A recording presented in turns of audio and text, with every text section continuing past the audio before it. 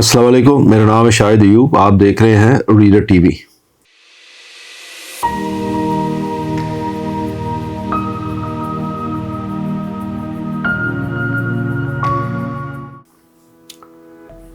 आज का मौजू थोड़ा सा एक हटके है। आज से तकरीबन 2 दिन पहले एक खबर बड़ी वायरल हुई सिटी 42 पे और 24 न्यूज़ पे। हुआ कुछ यूँ कि एक साहब जिनका नाम दानिश एजाज है, वो उनकी वाइफ एक्सपेक्ट कर रही थी, तो वो उनको लेके सर्विसेज हॉस्पिटल चला गया। ये बात है 15 तारीख की। तो बकौल उनके कि उन्होंने कहा कि ये नॉर्मल केस है, लेकिन बाद में उन्होंने कहा कि ये ऑपरेट करना पड़ेगा, सिजेरियन केस होगा। यानी और कुछ चीज़ें उन्होंने, जैसे उनसे पूछते हैं भी बात करते हैं, कुछ चीज़ें उनसे मंगवाई गई, वो उन्होंने प्रोवाइड कर दी कि उसके बाद उन्होंने ऑपरेट किया। और फिर उसके बाद क्या हुआ, ये उनसे बात करेंगे। मकसद इस प्रोग्राम का क्या है? मकसद इस प्रोग्राम का ये है, अगेन जैसे मैं हमेशा कहता हूँ कि हर प्रोफेशन, कोई भी प्रोफेशन हो, वो डॉक्टर हों, वो पायलट्स हों, वो इंजीनियर्स हों, वो आर्किटेक्ट्स हों, वो लॉयर्स हों, जजेस हों, कोई भी प्रोफेशन हो, कभी भी कोई प्रोफेशन में आप 100% परफेक्शन हासिल कर नहीं सकते, क्योंकि हम एक आम इंसान हैं। ना तो हम फरिश्ते हैं, ना हम नबी हैं। वही अल्लाह ताला की ज़ात ही बिल्कुल 100% परफेक्ट है, और फिर वो अता करता है अपने नबियों को, तो वो गलती नहीं करते। लेकिन हम लोग तो हमारे गलती करते हैं, फिर उस गलती से सीखते हैं, फिर उसको इम्प्रूव करने की कोशिश करते हैं, फिर किसी और जगह गलती करते हैं, फिर उसको इम्प्रूव करते हैं। तो हमारा लर्निंग प्रोसेस एक इंसान का यही होता है। लेकिन हैविंग सेड दिस, गलती एक तरफ, लेकिन उस गलती पे डटे रहना, ये है किसी कौम की तबाही की सबब।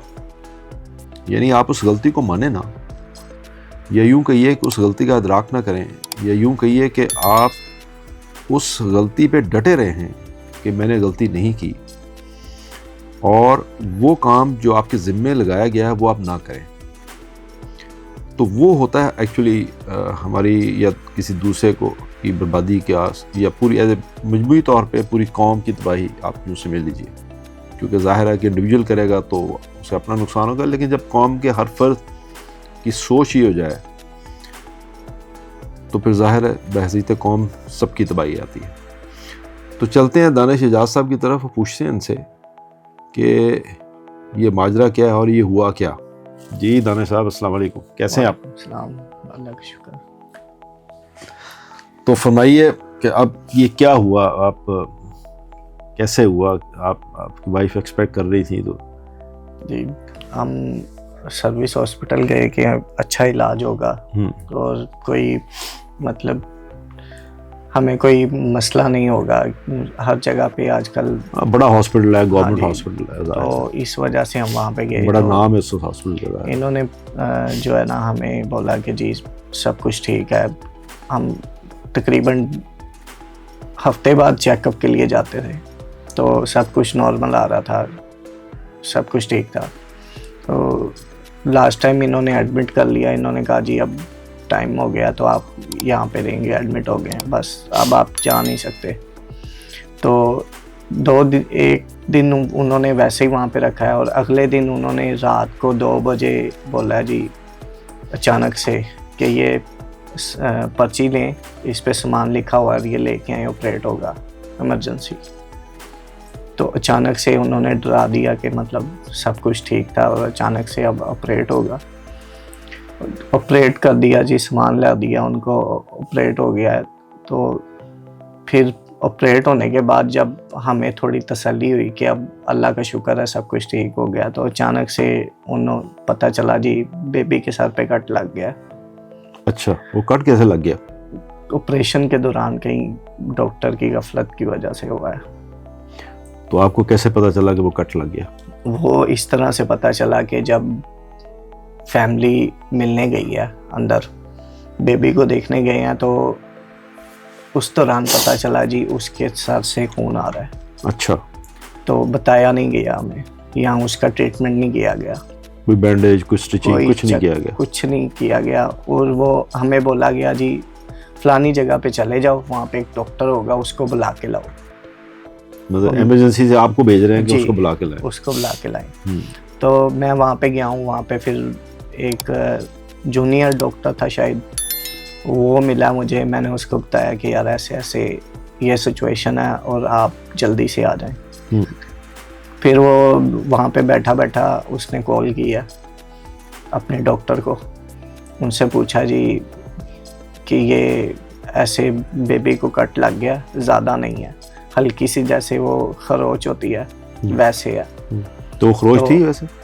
सर खरोच पे 3 टांके नहीं लग सकते। अच्छा, बाद में 3 टांके लगे? 3 टांके लगे हुए। अच्छा।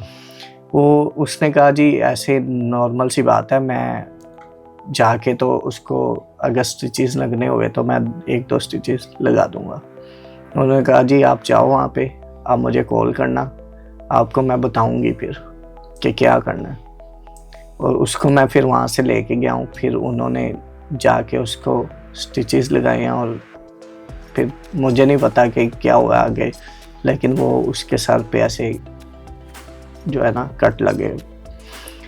उसके बाद जी इन्होंने उसको भी बोला मैं कि यार मतलब मान नहीं थे रहे कि ऐसा हो गया। वही बात करी जा रहे हैं कि नॉर्मल सा है, कुछ भी नहीं होता, इससे कुछ भी नहीं होगा। इतना खून निकल आया बच्चे का और वो कह रहे हैं जी कुछ भी नहीं हुआ। तो आपका गिला क्या है कि वो आपको ये सब करने की ज़रूरत नहीं थी? ये अगर हो गया था यानी कोई गलती हो जाती इंसान से। वही मैं जैसे आपसे मैंने कहा कि डॉक्टर है, डॉक्टर भी तो गलती कर सकता है ना सर, गलती हो सकती है। तो वो आपका ख्याल है कि अगर हो गई थी तो वो उसको ट्रीटमेंट कर देते इमीडिएटली, आपको भागना ना पड़ता या आपको ना कुछ करना पड़ता?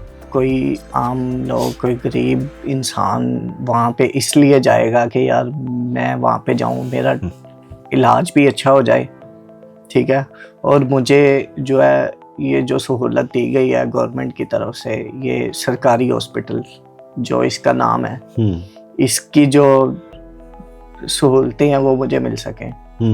और वहाँ पे ऐसा क्या सिस्टम है, जब वो बेबी वाले वाक़ये से फ्री हुए हैं, इन्होंने शिफ्ट किया वाइफ को दूसरी तरफ, वहाँ पे जी एक बेड पे 3-3 मरीज पड़े हुए हैं।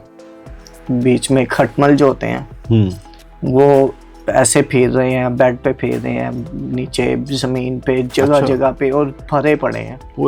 और वहाँ पे आप सिर्फ बैठना तो दूर, आप वहाँ पे नज़र भी पड़ जाए ना आपकी तो आप वहाँ पे ना जाएं, ठीक है। उस दौरान उन्होंने 4 दिन बिला वजह हमें वहाँ पे रखा है, इस वजह ये कह के जी ब्लड इन्फेक्शन है। किसको? वाइफ को। अच्छा। और ऐसा तो कुछ भी नहीं था, मतलब सब कुछ ठीक है, शुक्र अल्लाह का। मतलब ये नहीं मुझे आइडिया कि इन्होंने क्यों रखा, लेकिन ये कह के इन्होंने इतना टाइम हमारा वहाँ पे वेस्ट किया। उसके बाद आने जाने में, जब आना जाना है और एक चक्कर लगाएंगे, दूसरे चक्कर पे वो गार्ड जो है चेंज होता है। अब सबको वो क्या कहते हैं ये लोग, इस्लामी के पता नहीं ऐसे कुछ होता है, वो पैसे मतलब वो दें मांगते हैं, वो आप दें, इस्लामी दें तो फिर आप अंदर जाएं। हाँ, वो कुछ और नाम ले रहे थे ऐसे कुछ कि मतलब ऐसे आप बेबी को नहीं मिल सकते जी, लेके नहीं जा सकते आप ऐसे यहाँ से। वो तो कहते हैं ना बच्चा हुआ तो आप मुबारक हो, आपको मुबारक दें, मुबारक दें। हाँ, वो कहते हैं मुबारक दें तो फिर आप मुबारक दें, ऐसे ही। तो अब सर जी वो आपकी खुशी में शामिल होना चाहते हैं ना, वो खुशी में शामिल होना चाहते हैं। हम खुद खुश हैं, अगर हम खुश हों तो हम खुशी से दें। जब हमें जलील किया गया, इतना तंग किया गया, उसके बावजूद हम वहाँ पे मुबारक, उनको 15,000 रुपये की मुबारक दे दी गई है। इस सरकारी हॉस्पिटल का हाल मैं आपको बता रहा हूँ, ऐसे प्राइवेट में भी कोई नहीं करता। ये सूरत हाल सर वहाँ पे चलती है। अच्छा, तो फिर कितने दिन के बाद आप वहाँ से सेटिस्फाई होकर निकले? या सर जी सेटिस्फाई क्या होना है, शुक्र किया अल्लाह का कि हम खुद ही आ गए हैं, या जिस तरह भी आ गए हैं, बस हम वहाँ से निकल आए हैं।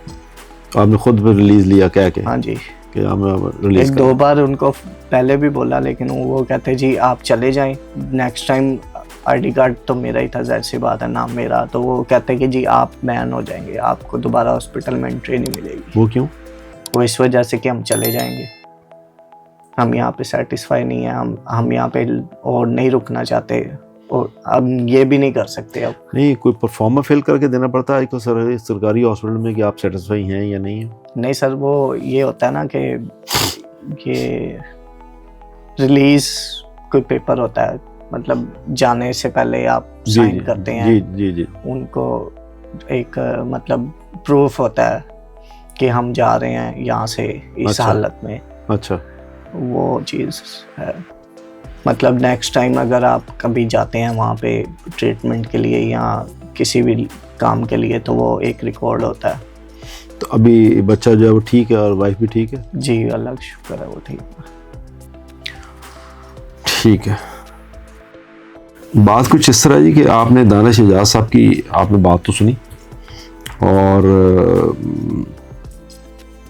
इसमें मैं क्या अर्ज करूं, मैंने जैसे आपसे पहले कहा, इसमें हर प्रोफेशन में जो भी को हो, इस तरह की गलतियां, छोटी छोटी गलतियां हो जाती हैं। ये कोई इतनी बड़ी बात नहीं है कि इंसान गलती ना करे, लेकिन अफसोस ये होता है कि जब आप गलती करें और फिर उसका खमियाजा जब कोई दूसरा भुगते, ये जाए कि आप उस गलती को एक्सेप्ट करें और उसकी रेमेडी करें या उसका कोई सलूशन दें या आप उसको ख़ुद ठीक करने की कोशिश करें।